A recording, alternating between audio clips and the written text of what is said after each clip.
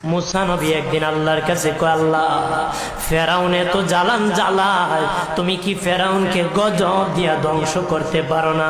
আমার আল্লাহ কয়, মুসা আমি ফেরাউনকে 4টা কারণে গজব দেই না। কয় কারণে? ফেরাউনকে 4টা কারণে গজব দেই না। 1 নম্বর কারণ হলো, রে মুসা, সারাদিন ফেরাউন বলে আমি খোদা, আর রাত যখন হয়ে যায় জঙ্গলে যায় করলাম আমি জানি তুমি খোদা, আমি খোদা না, কিন্তু আমারে মানুষ খোদা কইলে ভালো লাগে, খোদা কইলে ভালো লাগে।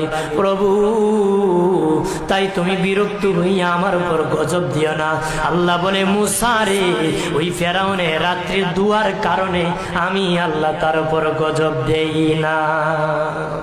2 নম্বর কারণ হলো, আরে মুসা, তোমার মুখে দাড়ি, ফেরাউনের মুখে দাড়ি, তোমার পরনে জুব্বা, ফেরাউনের পরনে জুব্বা, তোমার মাথায় পাগড়ি, ফেরাউনের মাথায় পাগড়ি। আমি যদি গজব দিই, জুব্বার বেজ্জতি হবে, পাগড়ির বেজ্জতি হবে, দাড়ির বেজ্জতি হবে।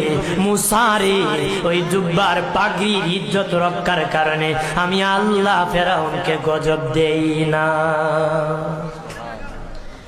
3 নম্বর কারণ হলো, আল্লাহ বলেন, মুসা রে মুসা, 3 নম্বর কারণ হলো, ফেরাউনের বাড়িতে একটা এতিমখানা আছে।